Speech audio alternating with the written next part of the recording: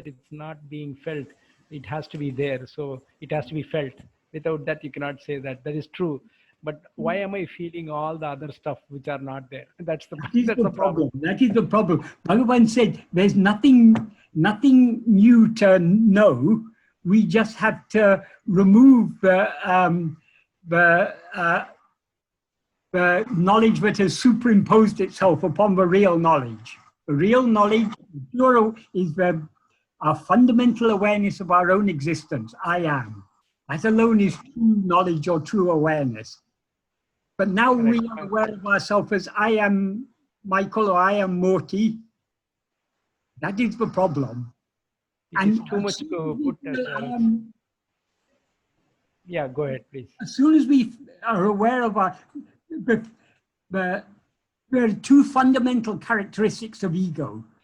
As ego, we're always aware of ourselves as I am so-and-so, I am this body. We are also aware of other things.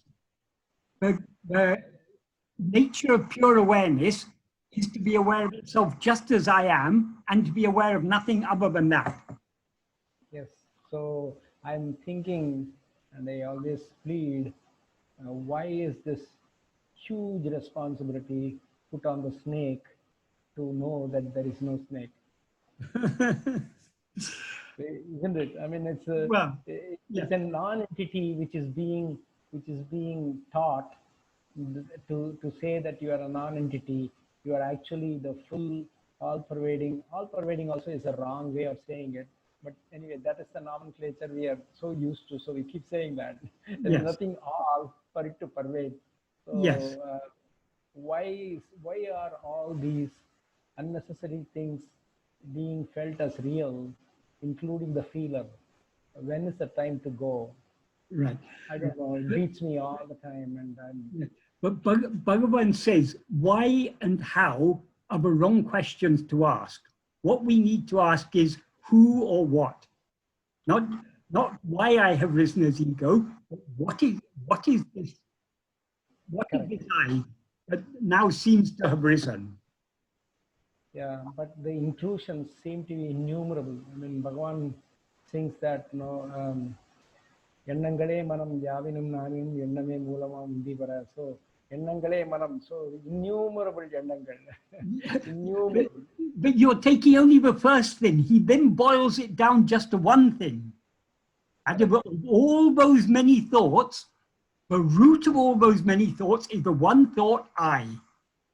That thought I, that is ego, that is what mind is in essence. So that is all we need to get rid of. We can forget about other thoughts. Other thoughts need not concern us. The only thought we need to be concerned about is I. If we investigate this I, Hedinal otum pidicum.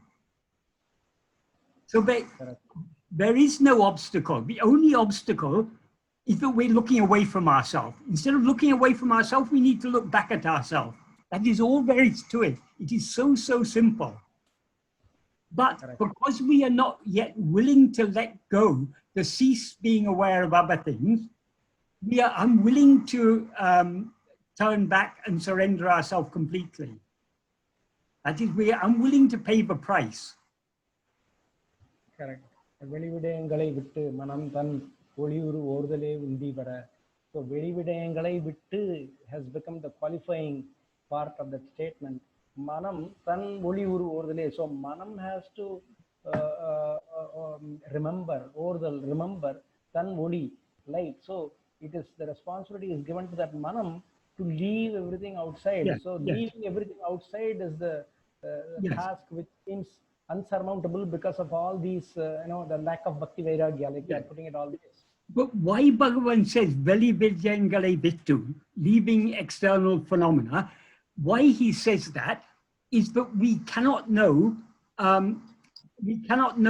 our form of light without letting go of everything else, because our form of light is pure awareness. Pure awareness is not aware of anything else. So we need to let go of the external phenomena. But merely letting go of the external phenomena is not sufficient, because we do that every day in sleep, but we come back again. In order to eradicate this ego, which is just a false awareness of ourselves, we need to be aware of ourselves as we actually are, here and now. that is why the subject of that that Velividingale Vittu is just an adverbial clause. The main the subject is manam tanoli uru ordale. So it is that turning our attention back to know our own form of life. If we turn our attention back to know our own form of life, automatically we let go of the Velividingale, because we can't have both. But the key is turning back towards to know our own form of light. Correct. The thought of self drives the other thoughts. The thought of self drives the non-self thoughts out, because you are asking constantly, who is this thinker? So that drives it out. That is what Bhagavan says in Nana. Anma chintane tabira, vera chintane kalambavritku satram idam kodamo. So if we focus our attention so keenly on ourselves, there will be no scope for any other thoughts to arise, because they cannot rise without our attending to them. So if we turn all our entire attention back towards ourselves, we automatically are thereby giving no room to the rising of any other thoughts. Yeah, sometimes, Michael, though, I find that the thoughts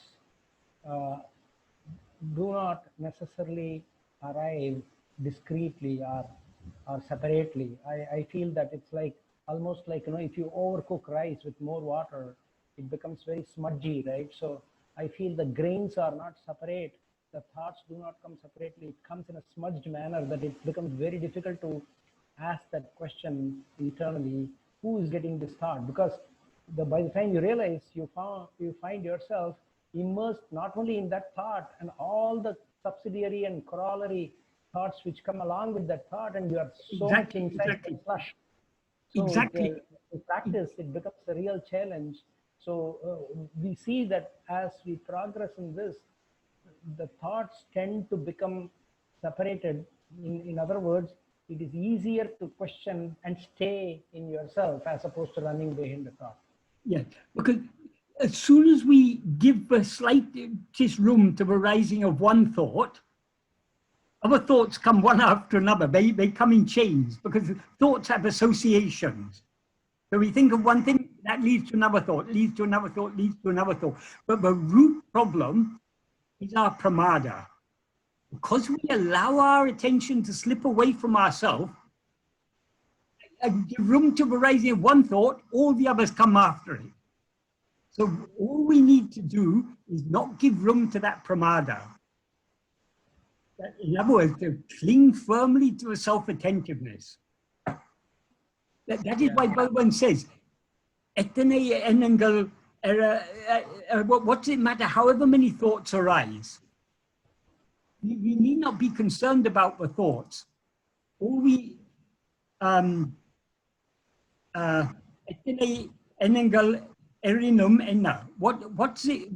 so what if so many thoughts arise? They arise because we allow our attention to go away from ourselves. If we don't allow our attention to go away from ourselves, they won't rise.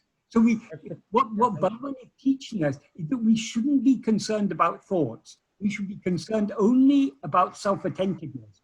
Because if we focus our attention on ourselves, the thoughts won't rise. But if we are worrying, oh, so many thoughts are coming, what am I to do? And when one thought rises, another thought rises, another thought rises, where is our attention going? It's going towards the thought. So we are feeding it. If we turn our attention back towards ourselves, we cut it, we crush the serpent in its head. Correct. Bhagavan is so kind, though, because he understands this mindset.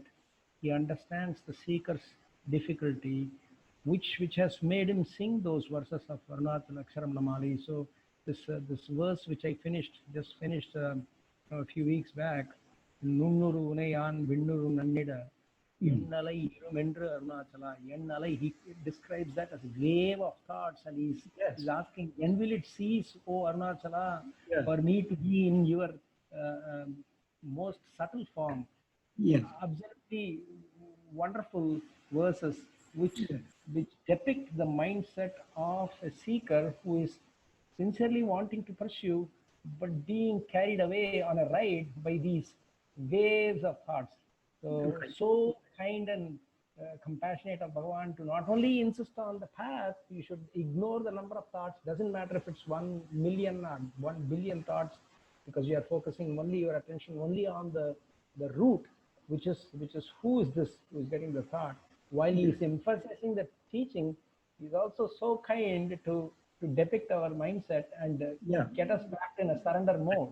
Yes, because he knows the practical difficulties that we face, but all those practical difficulties, their root of them all is, as soon as we rise as ego, how do we rise as ego? Urupatri undam, urupatri nikam, urupatri undu nikongam. So that urupatrudal, that clinging to form, is the very nature of ego.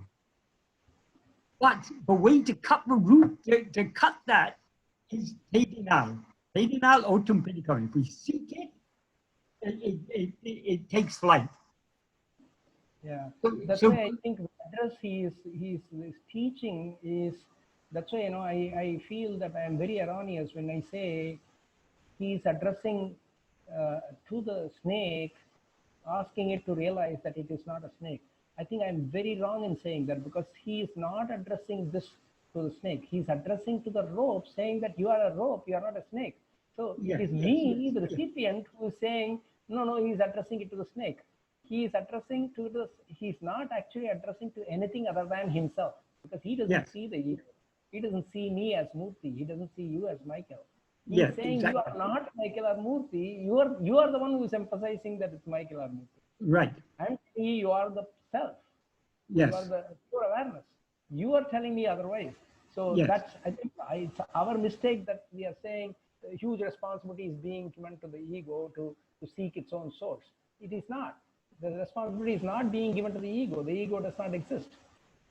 So even to think of it as in terms of ego or our real nature, even to think in terms of the snake and rope, these analogies are useful up to a certain point. Even the distinction between ego and our real nature, that is useful in certain contexts. But in the context of self-investigation, in Atma-vichara, what is that Atma?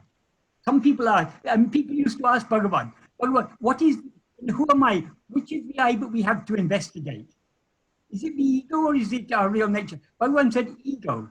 Why did he say ego? Because they're thinking in terms of two things, but there's only one thing there. Because they know themselves as, if Bhagavan asks you, look at it carefully, and you'll see it's a rope. If you then ask Bhagavan, what do I look at carefully? Do I look at the snake or the rope? And he'll say, look at the snake carefully. If you look at the snake carefully, what are you looking at? You're looking only at a rope. So they're not two things. That's why Bhagavan repeatedly emphasized there are no two selves. There's only one self. And that brings us to the subject that you had written to me about. That passage, the way I worded that sentence, there were two sentences you asked about, but one of the two sentences was where I said that is the question I have been asked is the mind present but it is dormant, thereby registering experience and creating memory? That's talking about sleep. What I replied to that is, mind or ego is present in sleep, but only as pure awareness, not as mind or ego. You commented about that it can't be either the mind is present or it's not present. But there's a reason for writing like this. This is how Bhagavan would express it. Because mind, okay, let's just use the one word ego. Ego is simple. Mind is a bit ambiguous because the term mind can be used to refer to the whole whole bundle of thoughts or just to the first thought. So let's talk about ego. Ego is present in sleep, but only as pure awareness, not as ego. What does that mean? The real nature of ego is only pure awareness. And in sleep, it remains just as pure awareness. So as ego, it is not present in sleep. But as pure awareness, it is present in sleep. this is, Bhagavan often used to express things in this way, because when it's put like this, though it's seemingly a contradiction, it is actually, it is expressed like this to make the reader stop and think. And this, in these few words, a lot of information is conveyed, because what this says is, what ego actually is pure awareness. It's only in waking and dream that it seems to be ego. But what even when it seems to be ego, what it actually is just pure awareness. There are not two things. So yeah, that is the reason I don't like calling. I mean, this is my preference. That's why I'm saying I don't like calling it ego, because it makes it sound as though something else. I want to call it the I am so and so feeling, which is always a combination of I and I am and so and so. The so and so is the, you know, non-self phenomenal thing. I am itself. So I'm always existing as I am, even when I am declaring I am so and so. Yes. But Bhagavan has clearly defined what he means by the term ego. Ego is nothing but the false awareness, I am this body. But what in that false awareness, the real awareness is there. The real awareness is I am.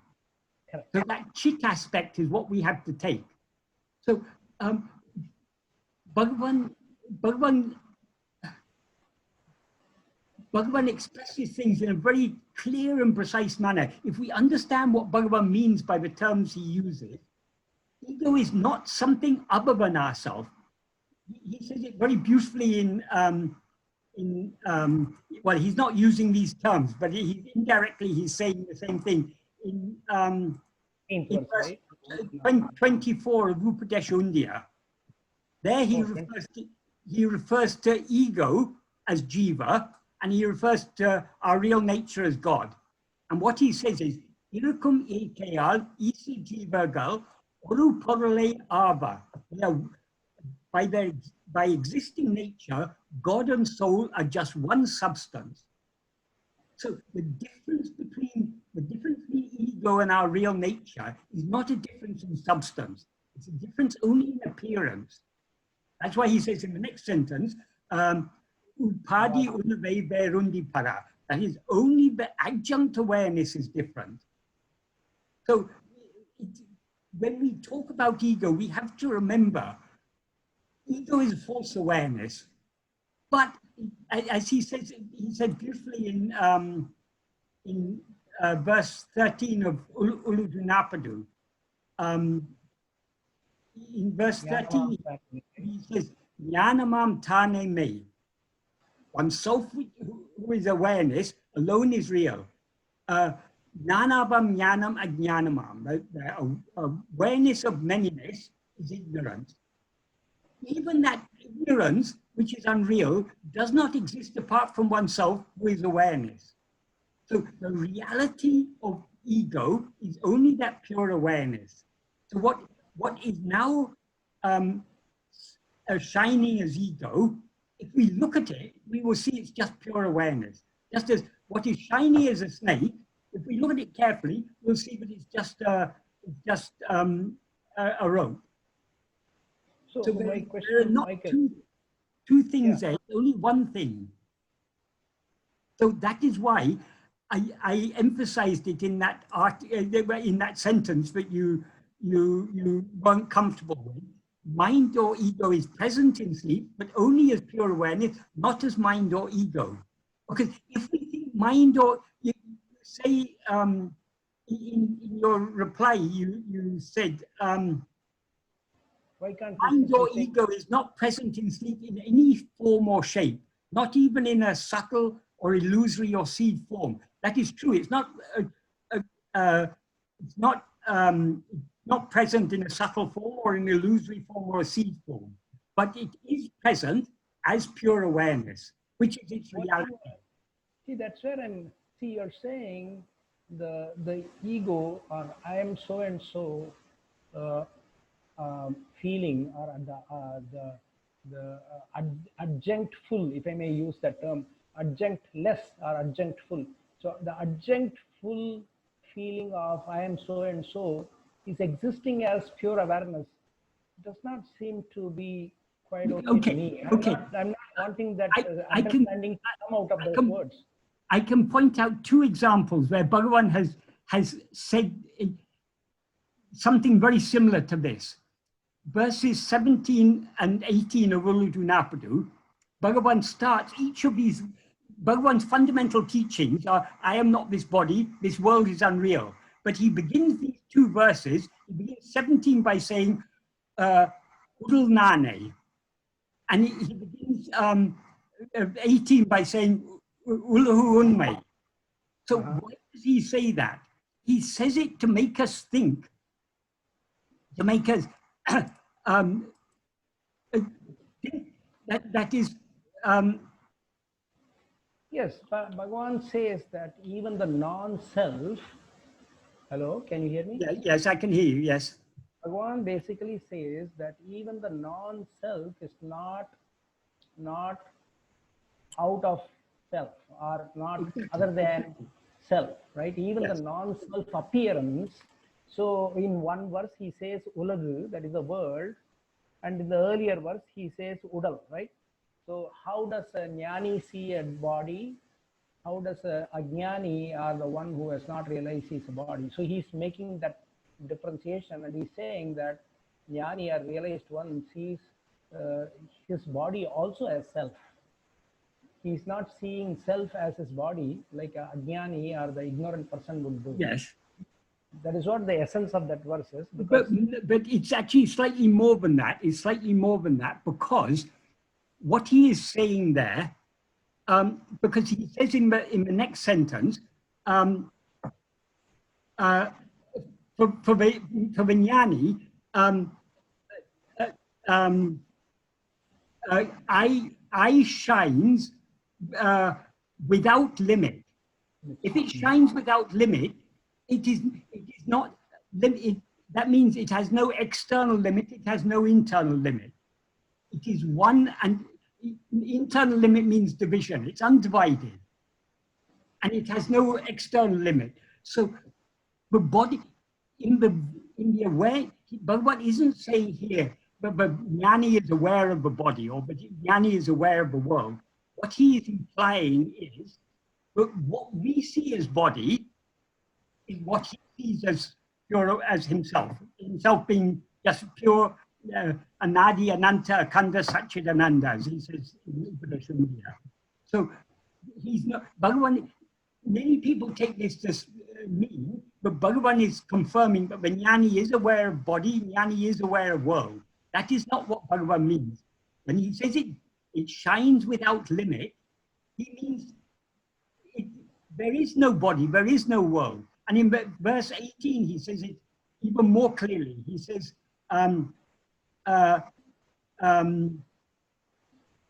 Uru actu arum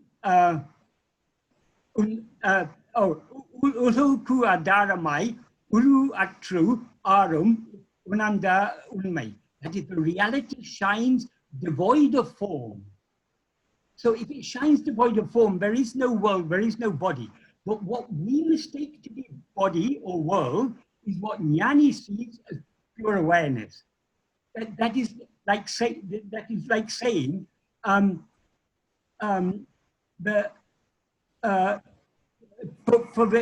both the jnani and the ajnani, the snake is real. But for the jnani, for the ajnani, the snake is real as snake. For the jnani, snake is real as rope. So it's not that the jnani doesn't see the snake, because jnani sees only the rope. But what we see as a snake is what he sees as a rope. So if we say, what he's saying there is, what we see mistake to be a snake is real, but not as a snake, only as a rope. So that is what he's implying here. He's not implying that the jnani is actually aware of a body or actually aware of a world. What we mistake to be a body or a world is what he sees as himself, as I, as reality, as what is real. So how does this connect to the statement? It's the same thing. In that statement, what I said is, ego is present, but only as pure awareness, not as ego. It's the same, if you think of it, it's the same thing that Bhagavan is saying here. Bhagavan is saying there, world is real, but not as the name and form, as the Adharam. The Adharam of the world, that alone is real. And Adharam is the pure awareness, our own real nature. So world is real as Brahman. World is not real as world. But even that apparent appearance, which is there, an illusory appearance, which is there in the other two states, aren't there in sleep. So, but even that illusory appearance, to whom is that illusory appearance? Only to ourselves as ego. Correct. The illusory appearance is nothing but self. Yes, that is true. Yeah. But the three states are distinctly different in one way, that the illusory appearance, while it is there in waking and dream, it's not there in sleep, is very clear. It's self-evident for everyone. Yes. And what is not there is also existing as pure awareness, is what you are stating. Yes. And I'm saying what is not aware, it never existed. In sleep, it is actually not even existing as an apparent appearance or an arising. It's remaining only as pure awareness. Whereas in dream and the waking, it is appearing, it's arising in an illusory way. Yes. And even there, only pure awareness is there. That arising also is pure awareness only.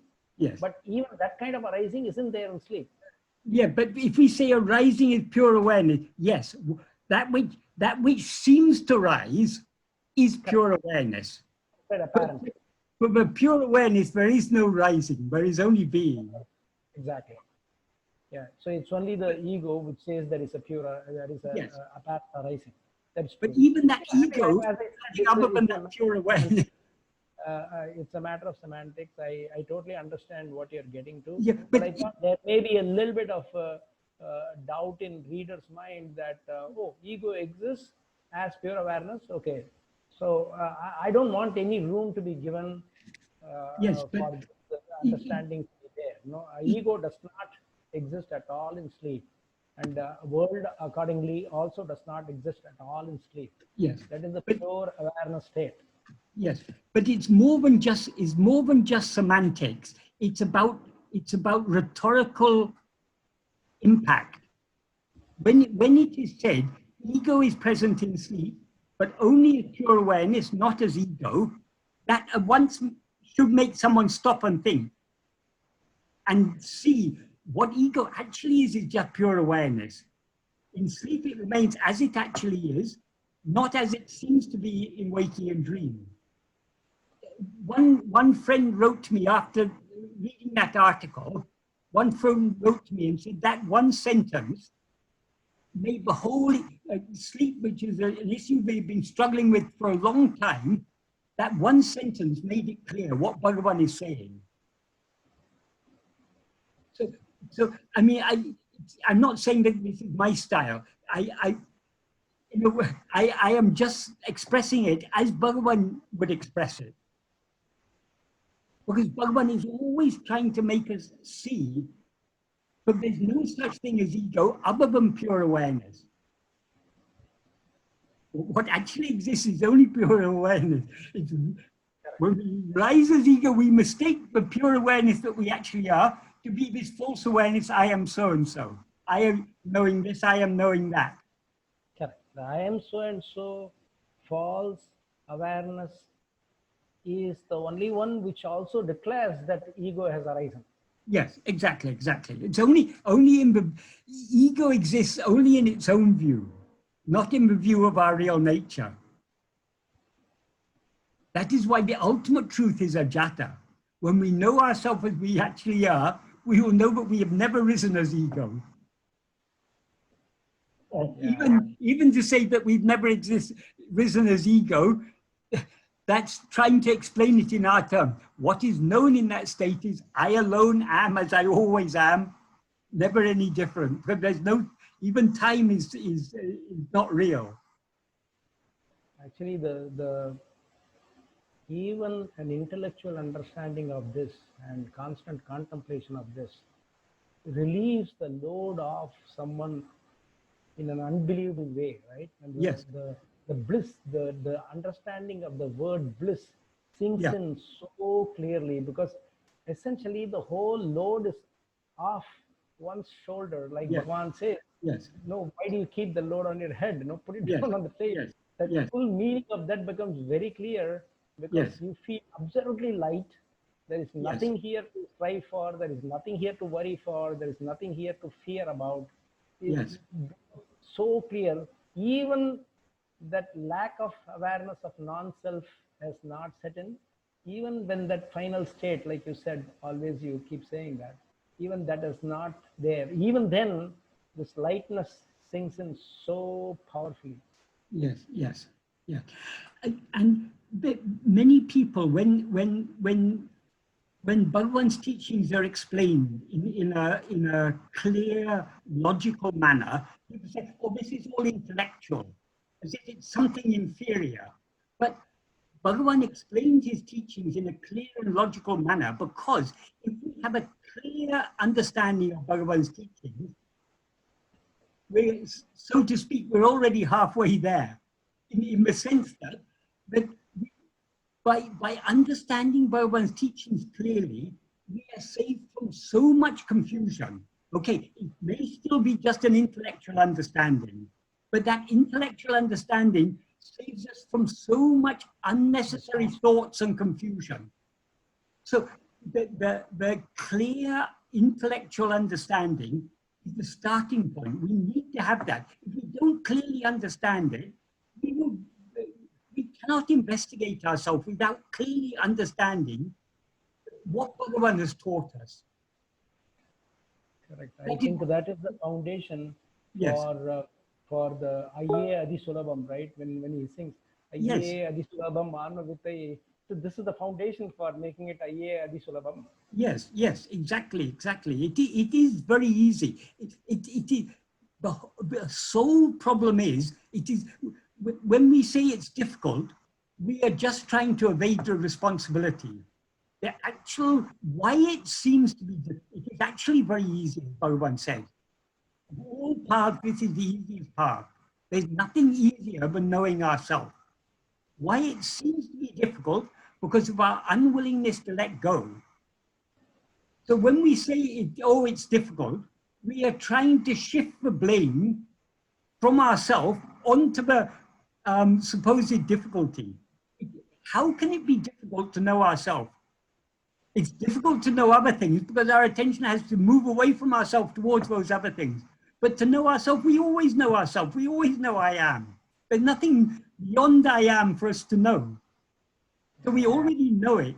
But because we're not willing to let go of the other things, that reluctance to that reluctance to let go of these external phenomena, that is the problem. So the problem lies in us, in our attachment. Now, unwillingness to surrender ourselves. If we were willing to surrender ourselves, we would be that here and now. Unbelievable. Thank you, Michael. Thank you very much for your explanation. I see your point, and I totally agree. As I said, I have the pure awareness state of sleep is something which I got corrected thanks to you. After discussing with you and looking at the Guru Acharya co-verses. You also objected in the same paragraph. You also objected to part of the next sentence. What I said in the next sentence was, our memory, and I particularly put memory in scare quotes because it's not memory in the normal sense of the term, but because we remember sleep, so we take it as a memory, though it's not. It is not a memory like any other memory. What I said is, our memory of our existence in sleep is not a memory like any of our other memories, which are relatively superficial, because all other memories are memories of phenomena that we experience in waking or dream. So they are registered in our mind and can easily be forgotten. Whereas our memory, again I use scare quotes, of the continuity of our existence in sleep is a much deeper memory, which is not registered in the mind, but in and as our very existence. So it can never be forgotten. What I'm saying here is, though, because the question was, how do we remember our existence? How do we remember sleep? How do we remember that we existed in sleep? That what we call a memory is actually the very nature of our existence as Satchit. As Satchit, we are always aware of our existence. And we are so clearly aware of our existence. Not only am I aware that I am, I'm aware that I was. So we call it a memory, it is not actually a memory. We call it a memory for want of any better term, for want of any other term, but it's not. The ego is calling it memory because only memory it knows. It does not know anything else. The ego is not understanding that it's pure awareness. It is itself the pure awareness, right? No, so that is why it is calling memory, because it doesn't know any other. Even in waking and dream, as ego, we remember that we slept. How do we remember we slept when we weren't there in sleep? The answer is that we were there in sleep, not as ego, but as pure awareness. And the thing is, even in waking and dream, when the enunciator, when the person who is telling that I remember I was there in sleep, is expressing it like an ego, but actually it is the awareness which was there even in sleep, which is there currently in waking as well as in dream. Yes, but the clue to this is in another verse in Uludu Napadu. Bhagavan says, in verse 24, he says, Udal Nane Nadu. This does not say I. Satchit Udiyadu. Satchit does not rise. And then in the next sentence he says, Udalalava Nan Ondru Udikum Ideal. This ideal, what does he mean by ideal here? Ideal means in between. But how can something arise in between the body and Satchit? Obviously, he's not using this term ideal, in between, in a literal sense. He's using it in a metaphorical sense. And what he means by that is, the example I usually give to illustrate this, if you read a story in the newspaper and you ask me if it's true, I may reply to you, it's neither true nor false, but somewhere in between. What does that mean? When I say it's somewhere in between, it implies it's got certain elements of truth in it and certain elements of falsehood. As a whole, it's not true, but there are elements of truth in it. Ego is exactly like that. Ego, why he says ideal, because ego takes certain properties of the body and certain properties of Satchit and claims them both as its own. That's why it's called Chit Jada Granti. It's an entangled mixture of Chit and Jada, of pure awareness and the body. So it borrows just like it claims the body as I am this body, it also claims the awareness as I am this awareness. So when we say, when we as ego say, I existed in sleep, we are claiming that it is not our own, it's not our existence as ego, it's our real existence was there in sleep. We are claiming that existence, we're claiming that Satchit that existed in sleep as ours, just like we claim the body as ours. But ego is neither the body, nor is it Satchit. It's some spurious entity that rises, grasping the properties of both. Because as ego, we're always aware of I am. But I am is not, I am doesn't belong to ego. I am is the nature of our real nature. That's why I was thinking body that, doesn't belong to ego. Ego takes the properties of both. Yeah, so when the ego states this in the waking time, that I existed in sleep, it is now stating that it is existing as a body in waking. Yes. And about the sleep phenomenon, it is stating that it existed there in sleep. Actually, it existed there as not an external thing, like the body, the pure awareness is not external to it. It itself is pure awareness. Yes, So exactly. my point was that there isn't an element of memory there, like the memory which we always refer to. No, so it is is a memory, that there has to be somebody to carry that memory, right? Yeah. So that is why I was thinking it Yeah. could be misunderstood. It could be misunderstood, but if you wake up and I ask you, did you sleep? You say, yes, I slept. How do you remember you sleep? If you are asked that, we know, we very clearly remember I was asleep. I was in a state where I wasn't aware of anything. So how do we remember that? That is not a memory like the normal memories of phenomena. That memory is the very nature of our existence as Sat-Chit, because Sat-Chit is that which is always existing and shining. So because I exist and shine now, I know very clearly that I was existing and shining in sleep. That's why Bhagavan said, why is it that nobody is ever able to take death? Death is somehow never real to us. We see other people dying. Bhagavan said, even in a battlefield, when a soldier sees his comrades dying around him, and though he may feel fear, but he doesn't actually think he's going to die, because we all know very clearly that we are immortal. We cannot die.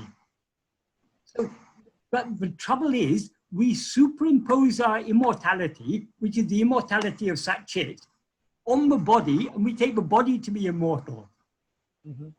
So we live as if we're going to live forever. Yeah, I mean, I remember reading somewhere that even as a jiva, the jiva atma, or an individual soul, we have the characteristics of the Paramatma in terms of continual existence, continual knowledge of that existence, and the infinite bliss is very much part of the jiva, which means it's indestructible. Even as a jiva, when the Srishti Drishti proponents say that the jiva gets out of the body and goes into another body and all that, even there it is very clear that that is indestructible. The thing which starts from one body and goes to another body is something which cannot be destroyed. It's very obvious and clear. Yeah. So, this is why Bhagavan told that Marpale Toran story, bridegroom's friend, because that he didn't belong to the bride's party or to the bridegroom's party, but he posed to each one as if he belonged to the other. So such is the nature of ego. Ego doesn't belong to Sat-Chit, it doesn't belong to body, but it takes the properties of both. So it's like a major teaching, Bhagavan's teaching is where he pulls the rug under your leg, right? I mean, basically all the foundations of all we have learned so far is all, trashed instantly. Yes. Excellent. So yeah, I totally understand. In fact, I got it. There wasn't really any objection. If you read my words, there wasn't really any objection. I was only wondering if the choice of words could be misconstrued. Like memory, for example. Somebody might say, okay, there is a memory from coming in from sleep, so hence there has to be a carrier of that memory which existed in sleep, which brings it now to the waking and gives me that remembrance, right? So, yes, but no words can adequately express this subject. This is why Bhagavan often used words that seem paradoxical. Soladu solini solaranilendru summa virandayaranacha. What does soladu solini mean? Saying without saying. Also in the last verse of Ekama Panchakam, Sepadu Sepi.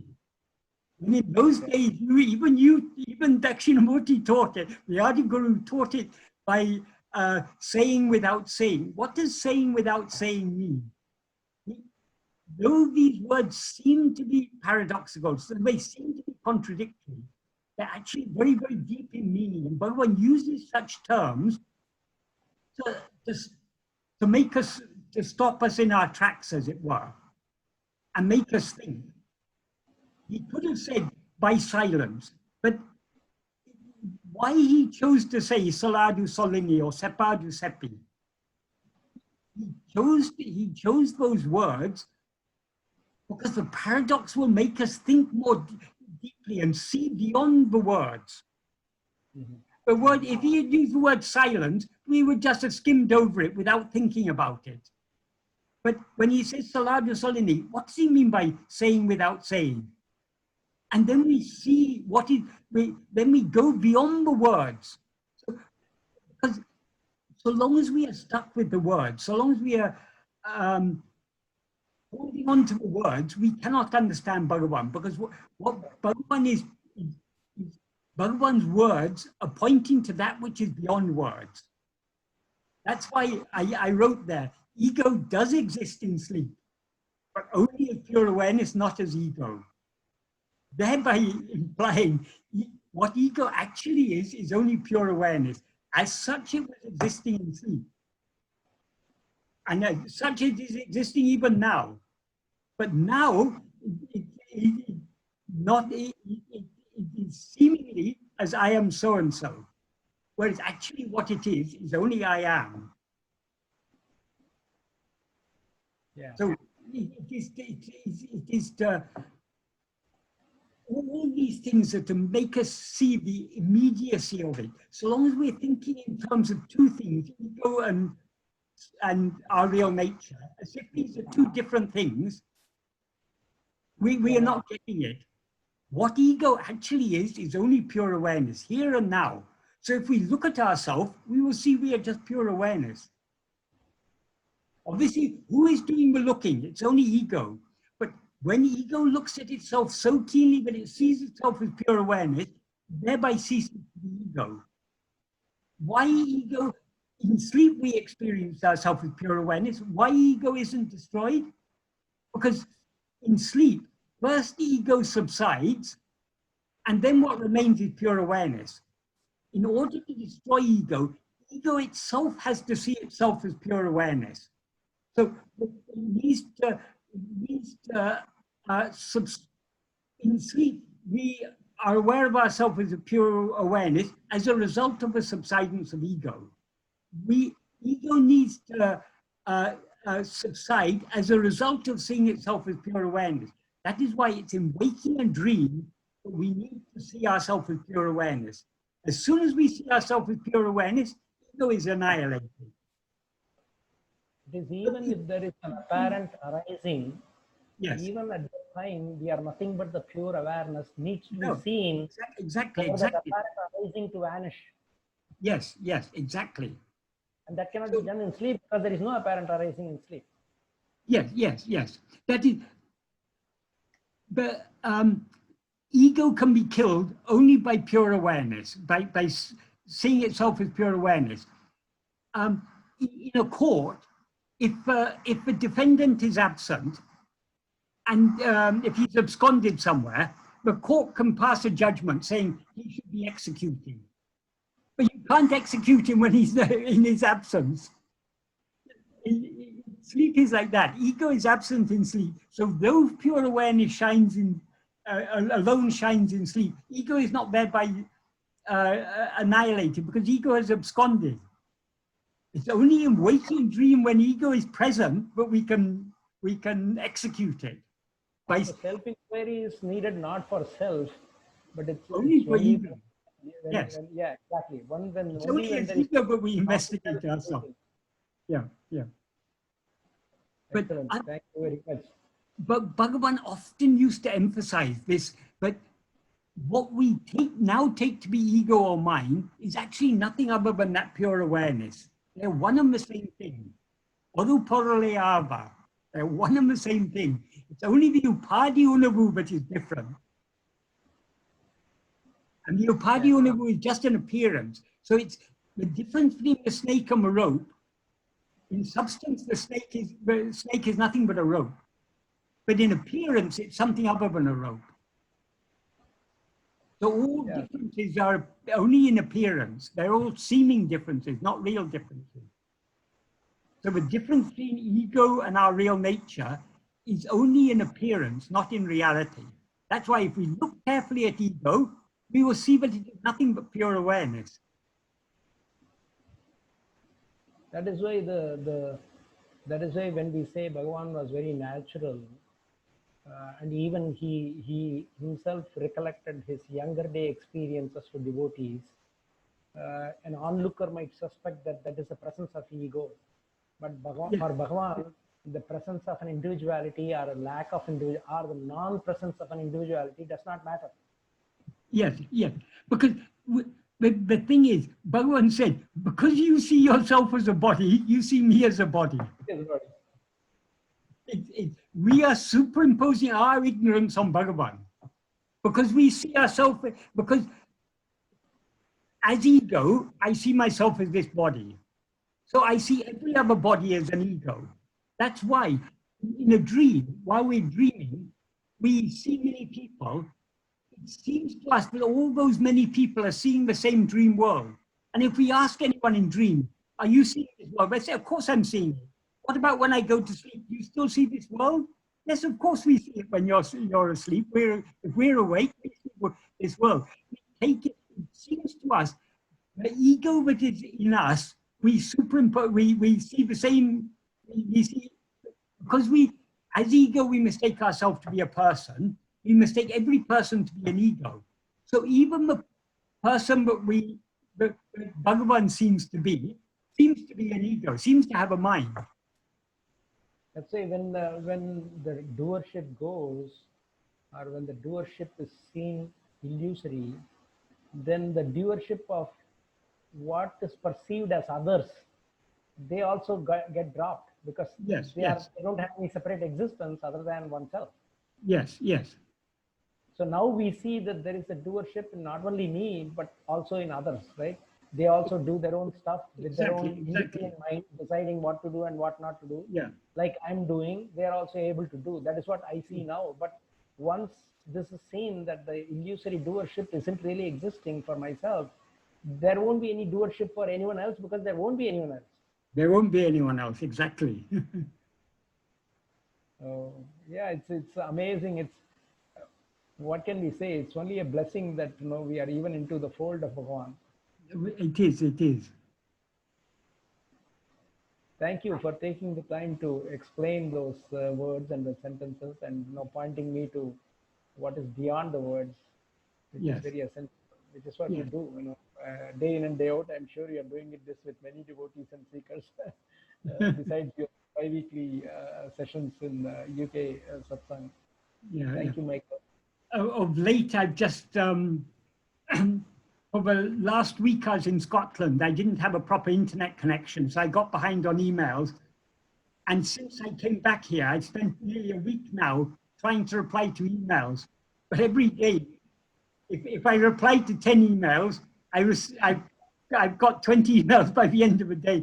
So it's an endless thing. But so I can only reply to a few.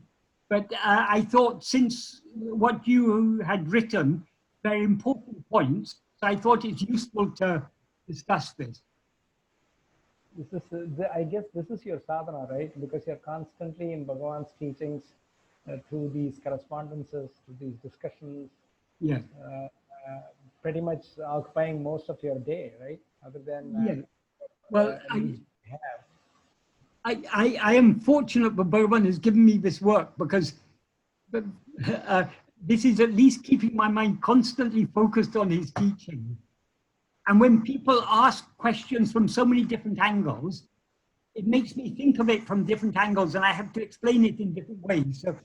So it also, it helps to increase my own clarity of understanding. Every time I explain Bhagavan's teachings, I'm seeing them more clearly.